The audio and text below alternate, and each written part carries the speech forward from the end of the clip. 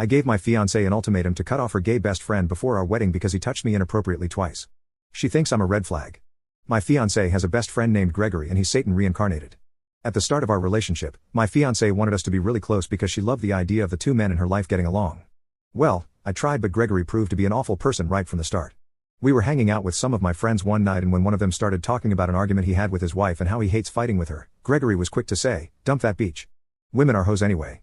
My friend got really mad and told him to apologize for calling her a degrading word. Gregory refused and said he was just being honest. They got into a fight, and truth be told, he deserved to get that beating. I told my fiancée what happened the very next day and she laughed. She said that's just Gregory and I shouldn't take him seriously because that's his sense of humor. I said none of that was funny and I don't feel comfortable being around him anymore. She told me that I better get over it because she wasn't going to end their friendship. Gregory called her later that night and let her know he got beat up. I didn't hear the end of it when she got off that phone call. She said I was wrong for letting him get beat up, I better apologize to him, and we won't be seeing my friend who beat him up anymore. Not my proudest moment, but I told her exactly what she told me. She needs to get over it because I wasn't ending my friendship with him either. She got really mad at me and made me sleep on the couch. I didn't want to be near her that day, so I was more than happy to do so. Eventually, we made up, but I told her I was going to keep my distance from Gregory from now on. She kinda just scoffed at me and said she needed us to get along, so he was always going to be around from now on. And she stuck to her word. She invited him over constantly and he always made these weird jokes about hating women that my fiancé just laughed at. They were watching a movie with really graphic scenes of women getting assaulted and he said they deserved it. My fiancé laughed, hit him lightly on the arm and said, "Greg, you're so bad. You can't say that." But she wasn't scolding him. Gregory is gay, but that doesn't excuse his hateful behavior towards women, and it makes me wonder if he thinks that way about my fiancé. I brought this up to her and again, she dismissed his actions by saying he was joking. Everything went downhill when my fiancé invited Gregory over to drink. They got really wasted. Gregory even trashed my whole house.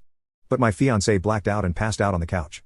I was in our bedroom the whole time he was here, but I went out to see why it had gotten so quiet all of a sudden. When I saw my fiancé sleeping, I went to get her and put her to bed. That's when it happened.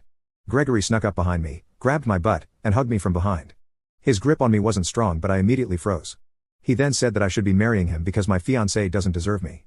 He said he could treat me so much better than her, and when he kissed my neck, that's when I pulled him off me. I told him to never do that again, and if he did, I was going to punch him. He called me baby multiple times and cried about how much he loved me. He said he could turn me gay if I just gave him a chance. I kicked him out of my house when he said that and took my fiancé to our bedroom. I thought that if I told my fiancé about this when she woke up, she would immediately stop being friends with Gregory. But she thought it was the most hilarious thing in the world. She said he had too much to drink, so it doesn't matter what he did. I let her know how uncomfortable he makes me, but she didn't care. In the end, she called me homophobic and said I had to change my ways or else, maybe she was going to marry the wrong person. I was floored. She went on to tell me how much Gregory means to her and how he's been a pillar of support for her for so many years. I said he had done nothing but be really creepy around me and his behavior is really concerning. She told me to drop it and she already decided to make him her best man of honor, so she didn't want to call off the wedding because he was really excited for this. I really just couldn't take it anymore and left the house. I had nothing nice to say and I knew the second I started shouting, I would say things I would regret. So, I went to complain to my friends. They all told me they hated Gregory too. My friends' wives/girlfriends mentioned how my fiancé always brings him along to their hangouts, even if it's strictly a girls' night.